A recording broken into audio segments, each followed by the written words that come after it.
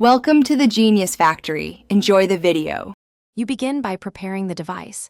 Enable developer options and USB debugging so you can inspect apps.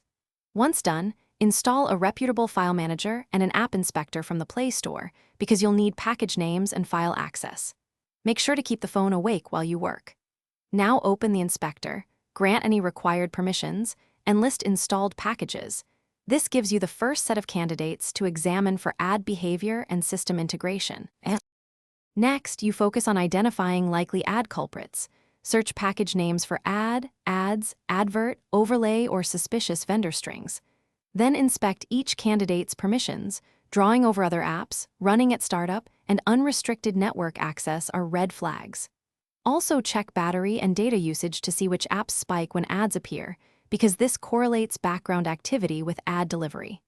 Once you have a shortlist, capture package ID and app APK paths for review or removal. Finally, you remove or neutralize the ad app.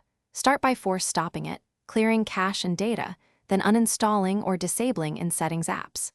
If it's a system-level package, use ADB with USB debugging to run a DB shell PM uninstall user 0 package. Name or PM disable user because this avoids rooting. Make sure to reboot after changes and monitor for recurring ads. If something goes wrong, boot into safe mode to isolate apps and restore from your backup only if necessary. Thanks for watching. If you found this helpful, don't forget to like and subscribe.